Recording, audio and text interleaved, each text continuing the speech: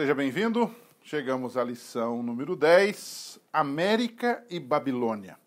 O que tem a ver a América do Norte com Babilônia? Esse é o tema que o autor da lição, baseado na Bíblia, logicamente, desenvolveu nesta semana. Nós começamos a estudar um pouquinho de Apocalipse 13 na semana passada, na lição anterior. Mas nessa semana ele vai trabalhar um pouquinho mais sobre alguns eventos de Apocalipse 13. Em Apocalipse 13 nós temos basicamente três grandes personagens. Nós temos o dragão, que é Satanás, que dá poder a todo um sistema contrário a Deus, aos mandamentos, à lei de Deus, ao povo de Deus. Nós temos a besta que emerge do mar, porque mar significa povos, nações. O Apocalipse 17:5 diz que as águas que você viu, que são muitas águas, representam nações, povos. Então a besta que emerge do mar tem sido compreendida como Roma na sua fase pagã e depois na sua fase religiosa, que mudou a lei de Deus, que perseguiu o povo de Deus e etc.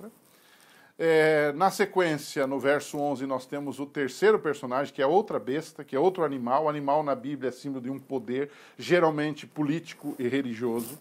E esse animal, do verso 11, é uma besta que agora emerge, surge da terra. E aqui, terra tem dois sentidos. Pode ter o sentido de algo contrário ao mar. Significa que surgiu um poder de forma muito fraca, sem o apoio de muitas nações, sem ser ovacionado por um grande público. Mas pode significar também surgir da terra algo muito ligado a Gênesis, nos primórdios, no capítulo 1, quando em Gênesis 1 da terra brotaram, da terra surgiram, numa ação de Deus.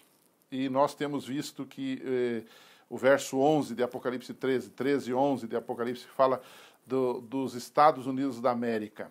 Uma nação que surge para defender a liberdade, mas que no final vai quebrar essa liberdade, criando leis que vão contrárias à lei de Deus, aos mandamentos de Deus. Uma delas, por exemplo, o que entendemos como um decreto que institui um dia de guarda que não é o sábado do sétimo dia.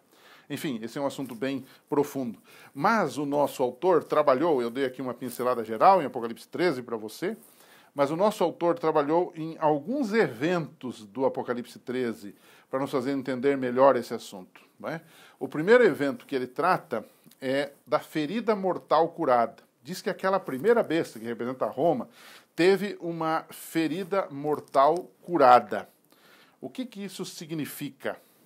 Significa que aquele poder representado pelo bispo de Roma e a sua influência no mundo, que mudou do sábado para o domingo, cumprindo Daniel 7:25, que diz: mudará os tempos e a lei, mudou o calendário e mudou os mandamentos, especialmente do sábado para o domingo, eliminando o segundo mandamento, dividindo o 10º em 2 mandamentos e o 4º mandamento retirando e colocando o domingo no lugar do sábado, que esse poder que faria oposição aos fiéis e que seria adorado por muita gente, teria uma queda temporária. E o Apocalipse 13 fala isso de ferida mortal, quando um dos seus representantes foi morto, foi aprisionado e finalmente morto por ordem do general Berthier, que era um general de Napoleão.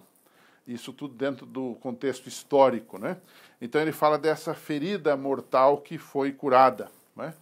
E esse poder religioso, que é Roma, ele na verdade está numa fase, desde então, de recuperação dessa ferida mortal, uma espécie de morte, mas de ressurreição. Esse é o sentido de Apocalipse 13, não é? Mas ele disse que surgiria então, e agora vem o segundo bloco. O primeiro fala da ferida mortal em Roma, na besta que emerge do mar, Apocalipse 13, de 1 a 11.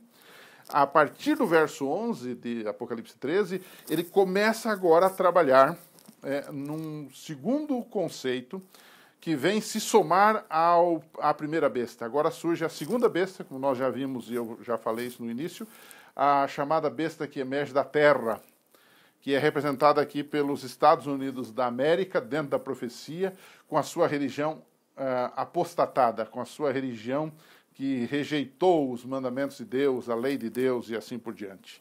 Então, esse segundo poder, o Apocalipse 13, a partir do verso 11, diz que ele vai dar poder ao primeiro, ou seja, vai fortalecê-lo religiosamente, politicamente, ideologicamente, diria eu até teologicamente, não é? Então, à medida que o tempo passa, aquela ferida mortal lá, que foi dada, aquele golpe mortal que foi dado no primeiro poder, vai sendo curado com a ajuda da segunda besta, os Estados Unidos e sua religião apóstata. E há uma coisa interessante no 13, verso 11, esse para mim é um verso-chave, diz que João viu um cordeiro, mas que no final falava como dragão. Uma coisa esquisita. O cordeiro representa a América do Norte, que quando surge como uma religião, como um país de paz, de liberdade, de expressão. E assim o é até hoje. Mas pela profecia de Apocalipse 13, chegará um momento que esse poder, que é um cordeiro, que é bom, que é de paz, que é de conciliação, que é de democracia, e é um exemplo para o mundo, vai se tornar em algo terrível, como um dragão. Ele é como cordeiro, mas vai falar como dragão. Por quê?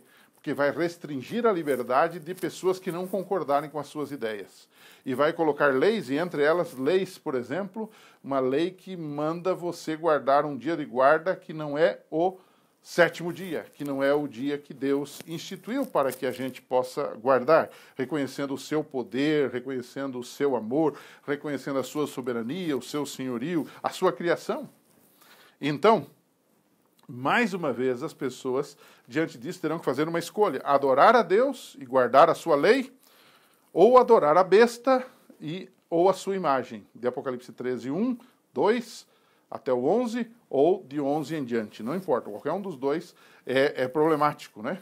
Então, dentro desse contexto, é que essa união desses dois poderes, da primeira besta de Apocalipse 13, 1 a 11, que representa Roma, e a segunda besta do verso 11 em diante, que representa a América apostatada, a América longe de Deus, reunindo-se esses dois poderes, formam então o que chamamos de Babilônia espiritual, confusão religiosa, um conglomerado contrário a Deus e a sua lei, e retratado mais tarde em Apocalipse capítulo 17, em contraste com a igreja verdadeira de Apocalipse 12. E aí, para terminar, eu sei que esse assunto é longo, gera muita discussão, mas para terminar, deixaria uma pergunta para você discutir com os alunos. E a pergunta é a seguinte: como podemos pregar essas verdades de Apocalipse, especialmente 13, sem ofender as pessoas? O Apocalipse 18:4 diz: sai dela, povo meu, sai de Babilônia, sai do sistema errado. Como é que a gente pode pregar sobre isto e não ofender as pessoas? Eu daria duas sugestões. A primeira, cuidar com as palavras. Há maneiras de se colocar essas coisas de forma mais, digamos assim, educada, branda, sem transparecer raiva, mas ao contrário, transparecendo amor, respeito pela pessoa. Contrário às ideias, contrário às teologias erradas, mas sempre respeitando o ser humano. Segundo ponto, é as pessoas perceberem que nós, de fato, estamos falando isso não por raiva, mas por amor. Dentro de nós está um amor pelas pessoas e que queremos destas pessoas a salvação, a vida eterna. Quando elas percebem isso, essa segurança, elas vão acreditar naquilo que estamos pregando e vendo que isso, de fato, condiz com uma interpretação saudável das Escrituras Sagradas. Pense nisso, discuta com seus alunos, a gente se reencontra aqui na próxima lição. Estamos quase indo para o final desse trimestre. Que Deus te abençoe. Até lá.